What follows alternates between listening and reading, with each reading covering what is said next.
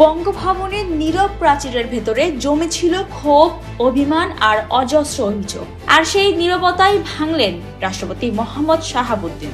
দৈনিক কালের কণ্ঠের নির্বাহী সম্পাদক হায়দার আলীকে দেয়া একান্ত সাক্ষাৎকারে তিনি অন্তর্বর্তী সরকারের প্রধান উপদেষ্টা ডক্টর মোহাম্মদ ইউনূসের বিরুদ্ধে একাধিক সাংবিধানিক ব্যর্থতার অভিযোগ তোলেন।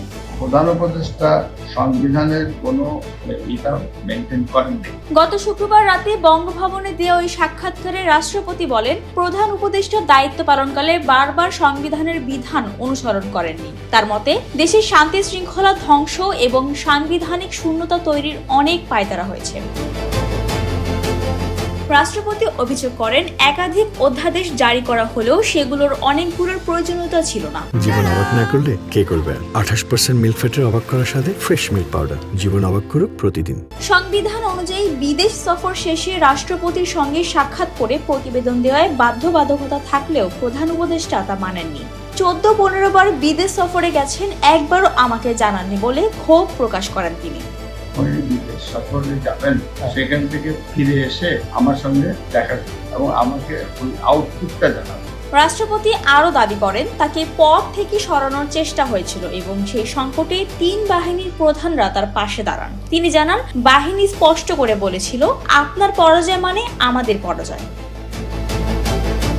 2024 সালের 22 অক্টোবরের বঙ্গভবন ঘেরাওয়ের ঘটনাকে তিনি ভয়াবহ দুঃস্বপ্ন বলে উল্লেখ করেন। তার মতে সেদিন পরিস্থিতি নিয়ন্ত্রণে আনতে সশস্ত্র বাহিনী দৃঢ় ভূমিকা নেয়। দুঃসময়ে রাজনৈতিক সমর্থনের প্রসঙ্গে তিনি বলেন, বিএনপির শীর্ষ নেতৃত্ব সংবিধানের ধারাবাহিকতা রক্ষায় তার পাশে ছিল।